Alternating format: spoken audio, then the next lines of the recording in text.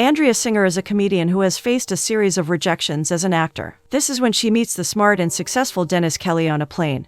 But something doesn't feel right about him. At one of her stand-up shows, Andrea asks her audience to look into why every grandparent story starts with grandma initially disliking grandpa till he wins her over. She thinks a woman justifies a man's initial creepiness as his love for her, but if the situation were reversed, she comes off as crazy and a creep. She gives a passionate audition for a role, but starts laughing when she finds faults with the script. She thinks the chronology is off and the joke isn't landing because of too many repetitions. The writer and the casting director claim she might be too old for the role and ask her to leave. The casting director thinks they should change the joke to what she said, but they didn't want to admit it in front of her since she was rude. Serena finds her outside the audition and is excited because she believes Andrea sounded great. Andrea zones her out, because she's the one girl she doesn't want to run into when she is feeling her worst. Serena moved to Los Angeles around the same time as her, and when she got into stand-up, Serena got her big break in acting. She has booked a lot of shows since then and now Andrea just can't stand her. She feels bad for ruining her chance after the network flew her in first class for a 5-minute audition. She rants to her friend, Margaret, about a woman who lost her boarding pass and wasted a lot of her time. A man comes to give her the pass she dropped, and she feels stupid about it. On her flight back to Los Angeles, Dennis sits next to her and offers help with the crossword. She thanks him for the boarding pass and feels stupid for losing it, but he thinks airports bring out the worst in people. He recognizes her as the comedian and she apologizes for being in a bad mood because she had the worst audition. He still commends her for being brave enough to try a career in show business and introduces himself as a hedge fund manager. He thinks his job is a lot like acting because he needs people to trust him with their money. Ultimately, he thinks if someone has been to a good school, can speak well, most people are willing to give their money. She claims she already doesn't trust him, and he wins her over with a joke about her comedic instincts kicking in. When he gets a call, Andrea starts thinking he seems smart, normal, and nice. He explains that his girlfriend Cassandra, who is a model, called to tell him she can't meet because her shoot got moved again. He asks the air hostess for Blue Label neat, but thinks she can pour any other whiskey she has and he won't notice. She finds him hilarious, but he gets irritated by Andrea when she asks for juice again.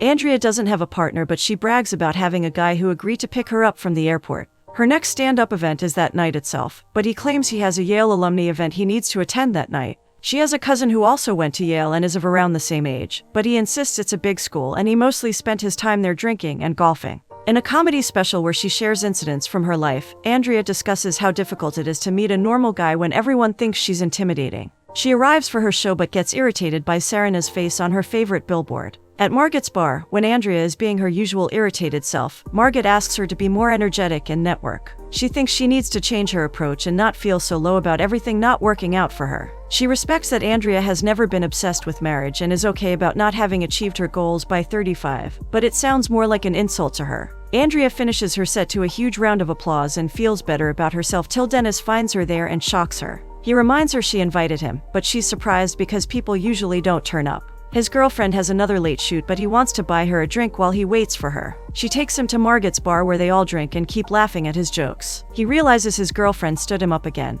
but they could have told him this earlier. He's impressed by Margaret's alcohol collection and remembers spending last Christmas in a distillery with his dad. Margaret has heard about the hedge fund and asks for his opinion about a stock she wants to invest in. He strongly advises against it, and Andrea starts thinking he is charming in his own humble way. She also thinks he might be an alcoholic. When Andrea asks where he lives, he claims he's in the middle of buying a place in Beverly Hills. She shows him the perfectly located billboard on Sunset with Serena's face, and knows she wants to own it one day. From that day, she starts hanging out with him a lot more and assumes his girlfriend Cassandra is out of the picture since he stops mentioning her. It feels good to have a friend apart from Margaret she can be herself with. He feels very different from most men in Los Angeles, since he's more refined. She also has weird hours as a comic and feels lucky to have a friend like him who is always available for her. He patiently helps her practice for auditions and she finds herself spending a lot more time with him. But she's not physically attracted to him, so she keeps flirting around with everyone in their circle. When she's recording an audition for a show called Space Cadet, Dennis thinks their script is terrible, and Andrea agrees, but she really wants it since this could be her big break where she gets to shoot in Vancouver for 5 months. He gets uncomfortable with how passionate she is about this and claims he has a date that day so he needs to leave. She still thanks him for helping her out so much. At her show, she asks if people think it's okay to hang out with a guy when you know you're not going to sleep with him. She knows the guys disagree but compares it to all the men who date women with no intention of marrying them. Andrea and Dennis accompany Margaret on her first date and discuss their plans of going to a restaurant that Dennis' friend invested in. A drunk guy stops Andrea and teases her about being funny for a girl. When Dennis intervenes, he drops a drink on him and it leads to a scuffle with the women getting very angry. At the restaurant, she apologizes to Dennis about what happened outside the club, but he's more interested in asking her to be his girlfriend. He thinks he makes a good addition to her life and has listed out the pros and cons of them dating. She clarifies that she doesn't see him that way, but he knows if she gives him a chance, he can prove how perfect he is for her. He claims he also got her an expensive bracelet, which is currently in repair, and desperately wants her to be a part of his life. When the waiter comes back to inform him that his card declined, he makes an excuse, but Andrea gives her card and asks him to not fight with her over this. Margaret's date was horrible and she knows she won't see her again, and Andrea also shares that Dennis asked her out. She thinks they're still friends, but Margaret knows he will keep thinking he has a chance if she keeps hanging out with him. Andrea thinks there's no issue with being friends with him as long as she's honest. Her agent calls with the news of her getting the lead role in Space Cadet, and she can't believe she has finally achieved something after 9 years of struggle. She informs Dennis about this too and wants to celebrate with him, but claims she can't do it on Friday since she has a date. Andrea has started drinking Blue Label like Dennis, but her date orders a drink that seems too pretty for him. She wants him to pose next to it when she gets a call from Dennis, who needs her help. He just found out that his mom has cancer but apologizes for ruining her date that day. She asks him to stay because he has always been a good friend to her. She knows she can't help a lot in this situation but can still help him have fun. She brings out their drink for the night and takes him to a party so they can dance. They keep drinking and dancing till everything seems blurred and he kisses her. She finds it hilarious but kisses him back and takes him to her place. She wakes up next to him feeling great about someone wanting her so much and decides to be his girlfriend. Andrea feels frustrated because her life is finally great and she has nothing to complain about. Serena congratulates her for the Space Cadet role and claims she also auditioned but thought it would be conflicting with her other role. Margaret doesn't think Dennis is normal and feels like Andrea doesn't know anything about him, apart from the fact that he's from Yale and his mom is sick. She also feels like he has a perfect answer for everything. Andrea has a new car and she's taking Dennis that weekend to Santa Barbara to meet her cousin Brett. She has also bought expensive glass tumblers for him since he mentioned his dad used to drink whiskey in them. She wants to drop it off at his apartment and explains to Margaret that he has a house in Beverly Hills, but the contractor is being very difficult, so he's staying in a cramped apartment. Margaret is already suspicious of him and thinks they should head to his apartment right away to surprise him. At the apartment, they find 2 women who introduce themselves as Maggie and Leslie, Dennis's roommates. They're happy to take the gift for him, after which Andrea and Margaret run to the car. While Margaret is thinking about how attractive Maggie is, Andrea asks Dennis why he didn't mention having roommates. He claims he doesn't want this kind of scrutiny and keeps the call. He comes over to her place so they can go for their trip, but Andrea isn't okay with him pretending like nothing happened. He confesses that he lied to her about the house and claims he moved his mother there because it is best for her during her treatment. She doesn't want to feel like a patient, so he decided to live away from her. He also claims Maggie is a friend from Yale who never got successful, so he pays her to keep his stuff at the place. Andrea understands and feels that if his mom is there permanently, she wants to meet her and see his house. He knows she'll love that, but when she asks where his house is located specifically in Beverly Hills, he has no clear answer. But he eventually gives her an exact address and offers to take her there immediately. But he mentions his mom loves formalities, so he will ask her to put tea for them. Andrea feels bad about barging in on a sick woman like that and claims she's not a spoiled brat. She knows she can wait till they come back from their trip. When that's settled and he goes to put her suitcase in the car, Margaret informs her that she called up the Yale registrar and found that the last Dennis Kelly graduated from there in 1980 and didn't play golf, but was indicted for fraud. Andrea knows things are weird, but she claims Dennis just explained everything to her. When he overhears this part, he calls out to her, and she keeps the phone so they can leave. When they arrive, she informs him that they're meeting the same cousin she spoke to him about in the flight, who is also from Yale. Brett makes the bulldog sound, which Dennis recognizes, and he's happy he's a fellow bulldog. He introduces them to Allie and asks about that day's plan. Andrea has already booked a round of golf for them as a surprise for Dennis since she knows he loves it. Brett offers to chip in, but she has plenty of money from the TV show now and wants to treat them. Brett learns he only graduated from Yale 2 years after Dennis and mentions he knows some people who were in the golf team. Dennis claims he played at Yale on the club team, which was a much smaller group. When he also doesn't have an answer for the college he went to in Yale, he offers to get shots for them when he should know hard liquor is not served. Andrea is sure he's acting weird and asks him about it. When Brett starts singing the Yale song, Dennis laughs but doesn't join in. He also claims he injured his back, and when they ask him to start, he dramatically falls on the ground claiming that his back hurts. Since Brett and Allie are both doctors and offer to take a look, he tries to avoid their help and explains that he and his dad got hurt at the same spot in a car accident, after which he passed away from cancer. No one asks him any questions after this, and he asks to go back to the hotel to rest. As they're seeing him off, Andrea notices Allie's bracelet and remembers something. When she joins Dennis in bed that night, she asks him about the bracelet he was going to get her. He seems frustrated with Cartier and claims he'll never shop with them because they messed it up too many times. When he mentions an issue with enamel, Andrea remembers him telling her about an issue with the metal. When he offers to buy another one for her, she's not interested, but wants to see his Yale diploma. He jokes about it being in his car with the license and doesn't remember where he has kept it. She still remembers her Texas diploma is kept safely in a drawer and knows someone with a Yale diploma should remember where it is. He wonders if all these questions are related to the issue with the house and apologizes for not being honest about it from the beginning. He claims to understand why she can't trust him and offers to take her to his house in Beverly Hills next week. He also shows her the ugliest ring she has ever seen. He insists his mother wants her to have it as a placeholder till he gets a real ring, because he wants to marry her one day. During her show, she also discusses how society keeps telling women to take what they can get, even if it is an ugly ring. Andrea is trying to be calm when she gets a call from Margot, who has heard from a friend that a drunk guy's card declined, and he was bragging about his fiancée being the star of Space Cadet. Margot knows he is an assistant at a bank and is sure he doesn't own any house. Andrea claims she'll know for sure when she meets him in an hour to go to the house. She's excited about her Space Cadet meeting with the cast and crew when Jonathan announces a last-minute guest, and Serena walks in. She's still excited and grateful about even getting a small role in Space Cadet. After Jonathan thanks Serena towards the end of the meeting, Andrea loses her patience and screams at her for being so fake. She feels like Serena has a million movies and shows and doesn't need to come to the one show she has. Serena thinks Andrea needs help, but she's still shouting at her when she leaves. She gets a text from Dennis making another excuse about rushing his mom to UCLA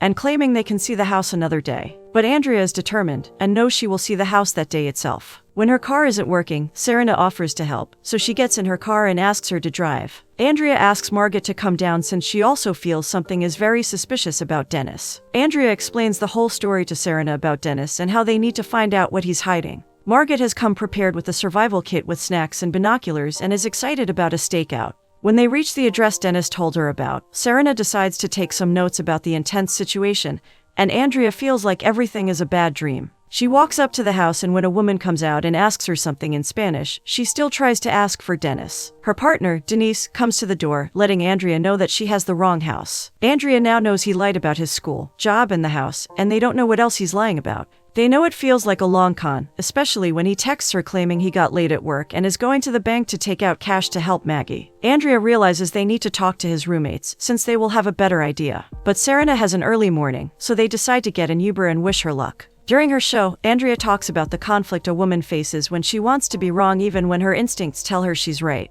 Maggie and Leslie explain that they met Dennis 2 years ago on Craigslist. They learn that Leslie likes to paint her nightmares, which sell really well on Etsy, and she's also a corporate accountant. They clarify that Dennis is lying about them needing money, because he is the one who always needs it. Maggie knows he wanted to start his own hedge fund but never took the exam. Leslie then repeats exactly what Dennis told her in the flight about people willingly trusting you with their money if you speak well, and went to a good school. But they now know that Dennis always pays his rent late and is $200,000 in debt. They didn't even believe he was dating Andrea till she showed up at their door. Andrea asks to see his room and notices a laptop next to her gift where he was checking the price. Andrea still wonders if he lied to protect his mother, but Margot is sure he's lying about his mother having cancer too. She feels very embarrassed and shouts at Margot for telling her to be grateful for things, which is why she gave Dennis a chance in the first place. Margot knows she never asked her to forget about her instincts and reminds her how much she has been trying to warn her about him. Andrea apologizes for the outburst, but Margot thinks she only views life like she wants to see it.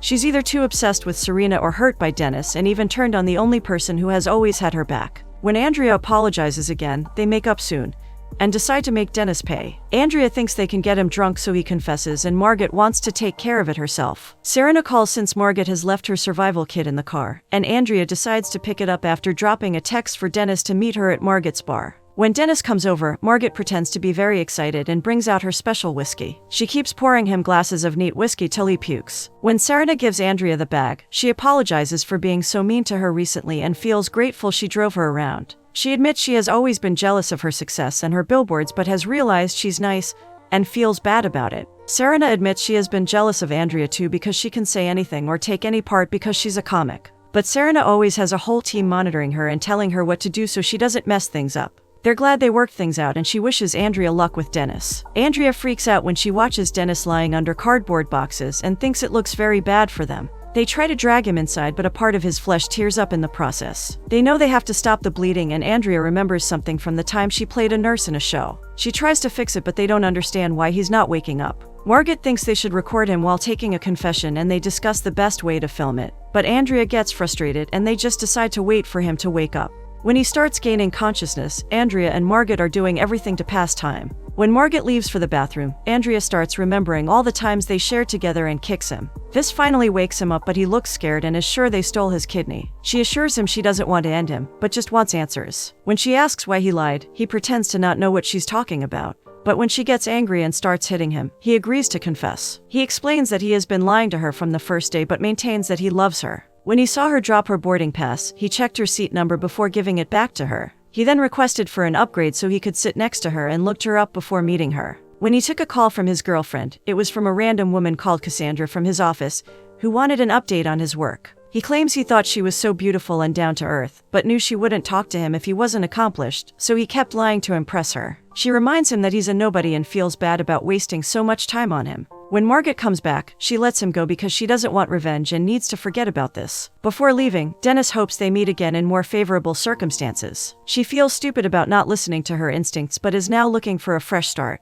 But when she opens her door one day, cops show up at her place to charge her for kidnapping. In court, Dennis makes it look like he's a victim and has been by someone he loved. He claims she was desperate when he met her. He also calls Andrea a failed actress and claims she saw him as a means to get out of her misery. To appeal to the emotions of the jury, he assures them that he was always very supportive of her dreams. When her lawyer asks if he lied to her about going to Yale, he admits he did that because he has self-esteem issues and really wanted her to like him. His lawyer reminds the court that the case is about kidnapping, and even the judge thinks Andrea's counsel needs to make a better case. As Andrea wonders how she got herself there, she hears Dennis signing the Bulldogs song and rehearsing how to look sorry in front of a mirror. When she calls out to him, he compares her to every other girl who thinks people owe her something just because she showed up. When she calls him a psycho, he claims they are very similar, except he's a better actor so he'll be fine while she rots in jail. When she gets called to the stand, Dennis' lawyer wants her to admit she deliberately inflicted pain on him. She clarifies that nothing was intentional and she never meant to hurt him. She also thinks he is guilty of intentionally hurting her. But his lawyer asks if she would have dated him if he didn't lie. She explains to the jury that the whole story of her life being messed up is just something Dennis made up to make her look crazy. She claims it's funny because she only liked the things about him he was honest about.